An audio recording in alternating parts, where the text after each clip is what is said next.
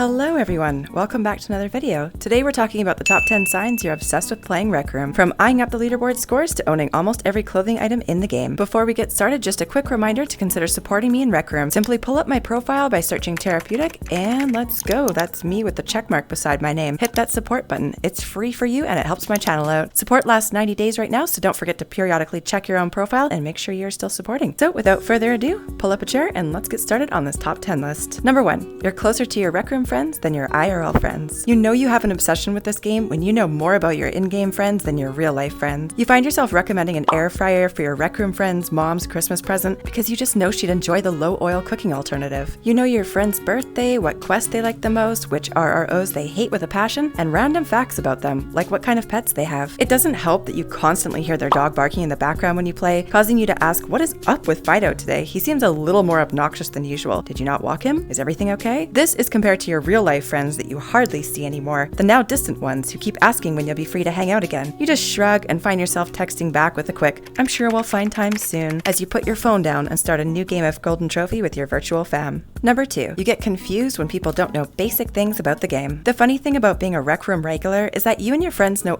everything about the game. You argue about when a certain sword skin was released. You're well aware of how to glitch walk if you're stuck, and you get the weekly challenges done in under 2 hours. Then someone will inevitably come along who doesn't know much, and you observe them like you'd observe an alien who has 3 extra limbs and 6 eyes. What do you mean you don't know how to find the favorited maps in your watch? They're right there, you say, confused. They ask how to customize an outfit, and you just squint your eyes, wondering if they're just messing with you. You and your friends exchange awkward glances, and then you suddenly feel guilty for not being more understanding and patient. You try to dumb down your answer and stumble over your response, attempting to skip any Rec Room specific lingo like RRO, Spawn, or Gribbly. You then realize that you've morphed into the type of player that made you feel inadequate when you first started playing the game. The life cycle is complete. You graduated from confused cocoon to pompous butterfly. Number 3, you try to get top 10 on the leaderboards. Some people who play Rec Room, believe it or not, have no idea what the leaderboard even is. Yes, I know, I just made the tryhards gasp and drop their energy drinks in collective shock over that statement. Believe it or not though, most people who play this game are just randomly floating through quests or Rec Royale or paintball, trying to have a little fun and meet some friends. Then there are a tiny niche of gamers who spend hours and hours farming wins. Their routine consists of getting home from work, scarfing down a bowl of still scorching hot ramen noodles, and hopping on Rec Room to annihilate any and all noobs in their path. They don't stop until they feel a sense of relief over how much progress is made creeping up to the top 10 spot on the leaderboard.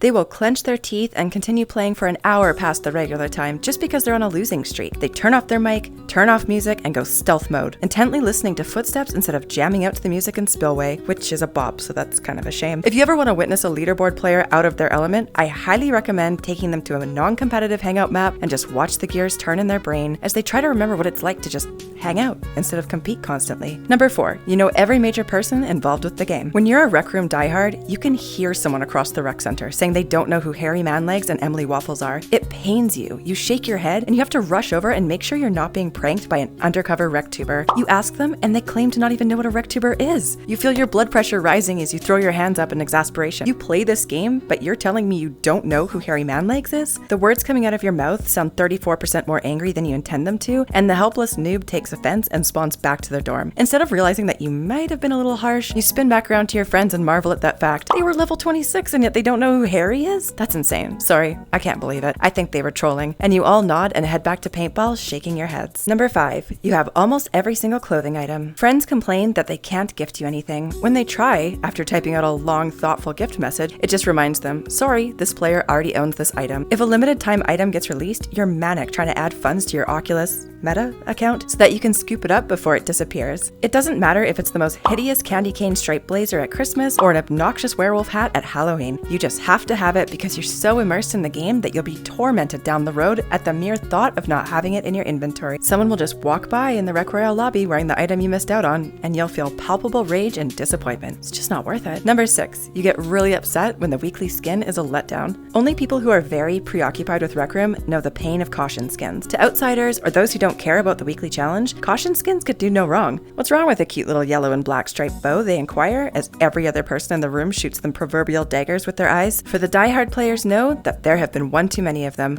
Caution skins wronged us. We don't forget. We also know that crossbow skins have been overpopulating the weekly skin scene for months, and all of this is a huge source of contention for heavy users of the game that casual players just can't comprehend. When you're still speedrunning for the weekly, even though you disagree with the design and it infuriates you, hate to break it to you, but you're obsessed. Number 7. You play an unusual amount of Rec Room. I think a pretty telltale sign that this game dominates your life is that you don't play less than 2 hours a day. I'm personally ashamed to admit a number, so that tells you all you need to know about where I'm at. I've definitely fallen into the crevasse of players who spend too much time playing the game. Well, what is too much anyway? I mean, who's to say? I think there's certain ways to tell, of course, like eating in your VR headset, forgetting to drink water, wanting to scream and collapse in a frustrated heap on the floor when your headset battery is dead because you forgot to charge it after the last 6-hour gameplay session.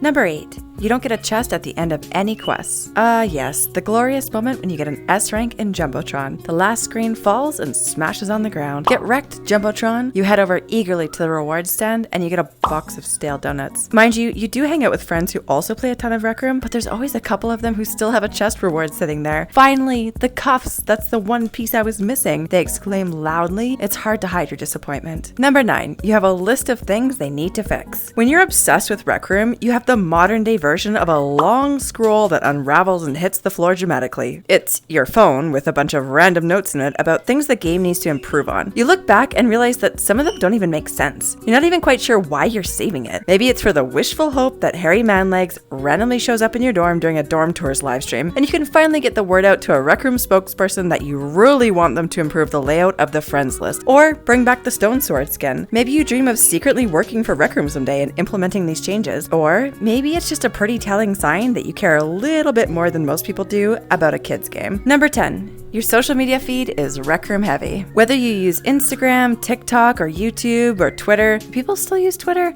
I guess Elon Musk does. You open up the app and the first thing you see is Rec Room related. Whether it's a photo of your friends posting their epic group selfies and matching outfits, or it's a YouTube poll from your favorite RecTuber, Tarapeutic, asking if Rec Room should add pets to dorm rooms, you can't ever seem to absorb enough content about the game. When you forget what real people look like because you find yourself staring at avatars all day, you know it's gotten pretty serious. Oh, that's it for the 10 signs you're obsessed with Rec Room. If you feel personally attacked by any of the things on the list, don't worry. I can assure you that they all apply to me too. Maybe we need to create a support group. Rec Room Anonymous. Anyways, check out some more content here and don't forget to subscribe if you have not already. And we will see you guys in the next video. Take care.